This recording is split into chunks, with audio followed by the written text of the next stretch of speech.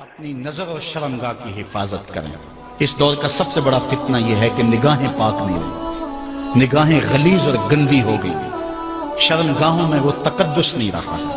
حضور علیہ السلام نے ارشاد فرمایا، من زنا زنیا بہی ولو بہی تانے دارے ہیں، جس شخص نے زنا کیا یہ عمل اس کے گھر بھی لوٹے گا اگرچہ اونچی اونچی دیواریں کیوں نہیں کر لیتے۔ یہ مکافات عمل ہے۔ گندم از گندم بروئت جو ز جو از مکافات عمل غافل مشو۔ گندم بو گے تو گندم کاٹو گے، جو بو گے تو جو کاٹو گے۔ نظر کو تقدس دو، نظر کو پاکیزگی دو۔ حضرت لقمان حکیم کہتے ہیں کہ میں کئی نبیوں سے ملا ہوں، کئی نبیوں سے ملاقات کی ہے، اور میں ان سے دو دو چار چار باتیں جمع کی ہیں، اور ان ساری باتوں کو میں نے جمع کر کے 100 باتیں جمع کی ہیں، اور ان کا پھر میں نے خلاصہ تیار کیا ہے۔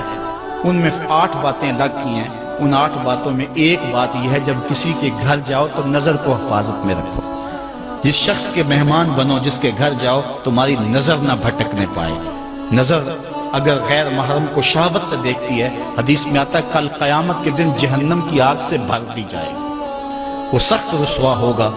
آج میڈیا کی آوارگی اور انٹرنیٹ پہ جو کچھ ہو رہا ہے، ٹیلی ویژن اور سینما جو بدتمیزی پھیلا رہے ہیں، اور موبائل پیکر جس طرح بے حیائی کو فروغ ہو رہا ہے، ہم اس کے خلاف پوری قوت کے ساتھ بند باندھیں۔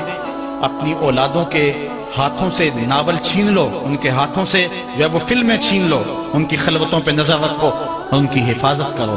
جس شخص کی نظر پاک نہیں ہے اس کے من میں طہارت نہیں آ سکتی ہے، دل پاک نہیں ہے اس کو جو ہے وہ باطن کا نور نصیب نہیں ہو سکتا۔ وائے قوم کشتہ تدبیر غیر، کار او تخریب خود تعمیر غیر، از حیا بیگانہ پیرانے کہن، نوجوانہ چوں زنا مشغول تن۔ کتنی حکمت والی بات کہی اقبال نے۔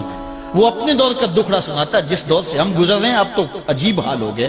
اقبال کہتا ہے یہ جو میرا دور ہے، جوان تو جوان رہے، بوڑھوں کی نظروں میں حیا نہیں رہا۔ از حیا بیگانہ پیرانے کہن، بوڑھے لوگوں کی آنکھوں میں بھی اقبال کہتا ہے حیا نہیں رہا۔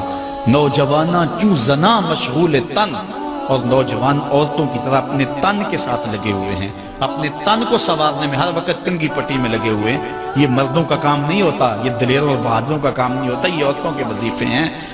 در دل شاں آرزوہا بے ثبات، مردہ زائن از بطون امہات۔ ان کے دلوں میں آرزویں کوئی اور ہی ہیں، اور ماؤں کے پیٹوں سے مردہ جنم لے رہے ہیں۔ دخترانے ہو بزلف خود اسیر، شوخ چشموں خود نماؤ خلدہ گیر۔ اور قوم کی بیٹیاں اپنی زلف کی خود قیدی ہو چکی ہیں، اور ہر وقت جو ہے وہ اپنے آپ کو آئینے میں دیکھتی رہتی ہیں۔ ساختہ پرداختہ دل باختہ، ابروان مثل دو تیغ آختہ۔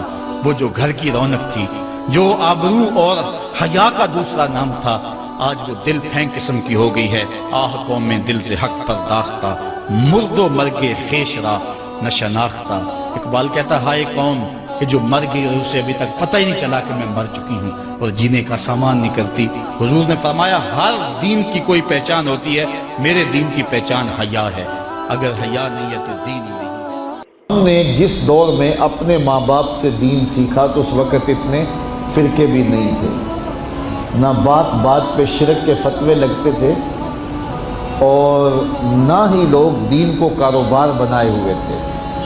اس وقت کوئی کھڑا ہو کے نعت بھی پڑھتا تھا تو اس کی آنکھیں بند ہوتی تھیں اور تصور مدینے کی گلیوں کا طواف کر رہا ہوتا تھا۔ اور اگر کوئی پیر طریقت تھا تو اس کا مقصد مخلوق کو اللہ تک پہنچانا تھا، لوگوں کا دل اپنی جانب موڑ کے مائل کر کے اپنی جیب گرم کرنا مقصد نہیں تھا۔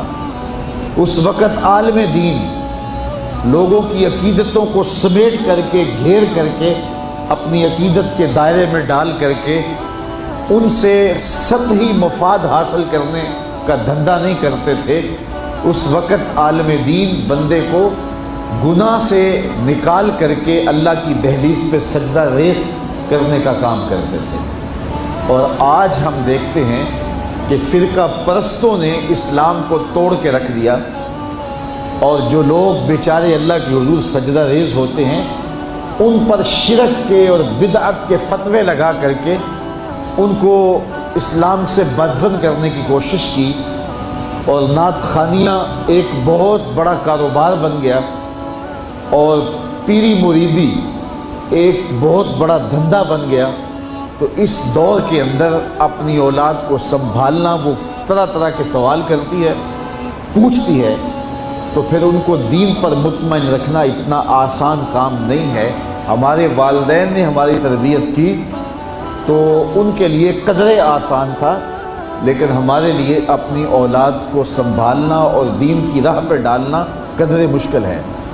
لیکن ہمارے والدین نے جو آسان کام کیا تھا اس کے لیے بھی بڑی محنت کی تھی، اور ہم اپنی اولاد کے لیے کیا اتنی محنت کر رہے ہیں جتنی محنت ہمارے والدین نے ہمارے اوپر کی تھی۔ تو اگر ہم نہیں کر رہے تو پھر ہماری اگلی اولادیں یا ان کی اگلی نسلیں پھر کن ہاتھوں میں ہوں گی؟ تو اس لیے ہمیں خاص طور پہ سوچنا چاہیے۔ میں نے قرآن مجید کی جو آیت کریمہ پڑھی ہے اس میں ارشاد فرمایا، اپنے آپ کو اور اپنی اولاد کو دوزخ کی آگ سے بچا لو جس کا ایندھن انسان اور پتھر ہے۔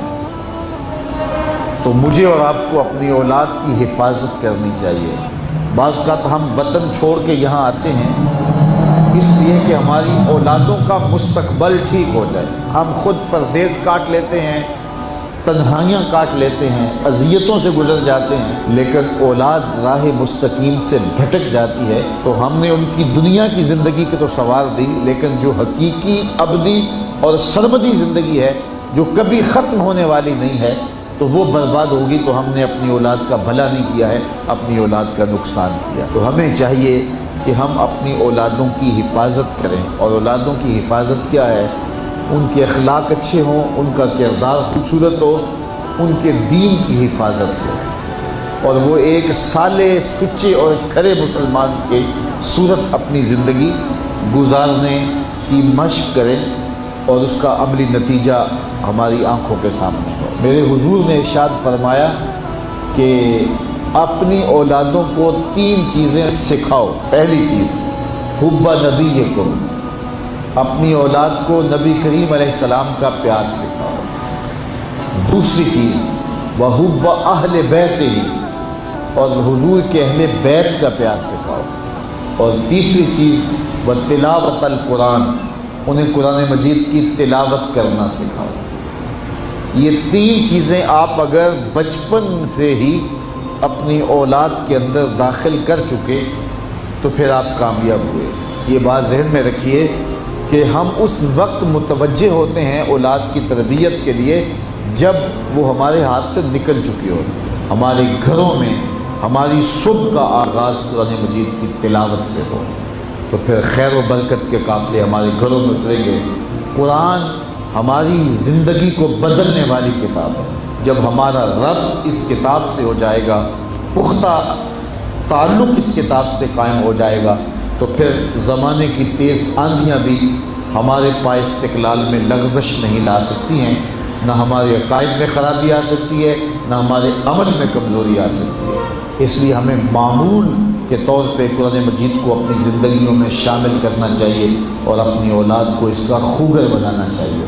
ایک زمانہ تھا کہ ہر گھر میں صبح کو قرآن کھلتا تھا، اور آج وہ دور ہم سے چھوٹتا چلا جا رہا ہے۔